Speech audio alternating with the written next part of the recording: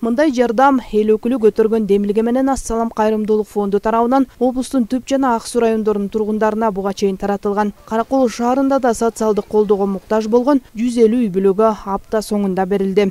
Бул списокторго биз 150 кишини киргизип, ал жерге аз камсыз болгон, анан өтө баягы муктаждык болуп аткан үй бүлөлөрдүн баардыгын ошо соц развитиянын списогунан алып, пристан Пржевальскийден ошо ар бир үйдү иликтеп жүрүп, ошолордун баардыгын тандап келип туруп, анан биз 150 кишинин тизмесин берип отурабыз. Жардам алып жаткан шаар тургундары ден соолугуна мүмкүнчүлүгү чектелген көп балалуу жана аз камсыз үй бүлөлөр. Депутаттын демилгелүү ишин колдоп, ыраазычылык айтышты. Биз сени шайлайбыз. Таза иштеп бер дедиң элек. Мына иштеп атасың, өмүрүң узун болсун. Тилеңердин баары Аллахым кабыл кылсын. Мына бу жерде Каракол шаарында инвалидтерге жардам берип атасыңар. Ушу инвалид, пенсионерлер, ушулардын батасын Аллахым кабыл кылсын. Өмүрүңөр узун болсун.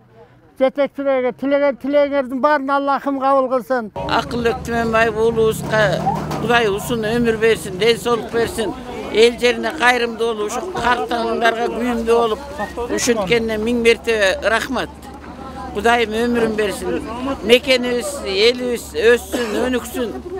Баары жетиштүү турмушта жашасын. Балдарга ушу ыйман берсин, балдарыбыз бактылуу болсун, кары картаңга күйүмдүү болсун. Чоң рахмат балдарым, аман болгула.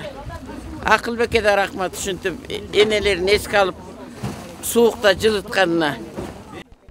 Каракол шаарына бул жолу 180 тонна көмүр таратылып, ар бири өз даректерине жеткирилди. Ак Суу, Түп, Каракол шаарынын социалдык жактан муктаж бир катар үй бүлөлөрү бир ай аралыгында эл өкүлү тарабынан келген кайрымдуулук фонддун жардамын алышты. Жанара Сагындыкова, Алтынбек Исаев, Сергей Мишенко, Каракол шаары.